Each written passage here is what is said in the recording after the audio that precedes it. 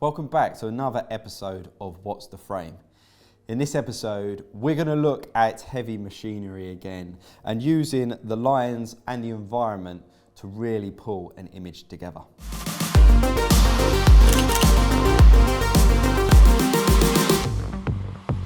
So we're looking at heavy machinery again, and I absolutely love taking photos of heavy machinery.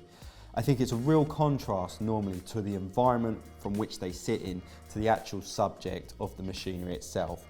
But not only the machinery and that aspect of it, but the practicality and what they're doing, because they're on a construction site for a purpose. So we've got to capture what that purpose is and capture that piece of machinery in action. So in this image, we captured this whilst there was a piece of heavy machinery digging out and filling drainage lines for a new construction. So this is mainly a groundworks project, and this is with one of our clients, White Horse Contractors. So what we wanted to do is obviously showcase the trenches that were being made with these pieces of machinery, but then also capture it within the element. So we didn't want to overly focus on the drainage lines. So if we'd gone top down on this particular image, we would have really just focused on that groundwork element, and we wouldn't have got in the tree line, which is here, and the sky, which gives us a really lovely horizontal frame for the rest of the image.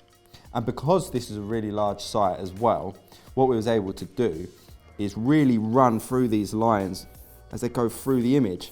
And because of the way it was shot, they give this really lovely diagonal to the image, as well as keeping the middle center point straight down the barrel. Obviously in the middle we shot the heavy piece of machinery. As mentioned before, sometimes you want to go slightly off frame to give more of a dynamic image, but for this particular frame there was so much else going on, it just really worked that being front and center. And as you can see, this gent here is filling in those trenches, which is basically showing it in progress. So with all of that in mind, this is why I love this image.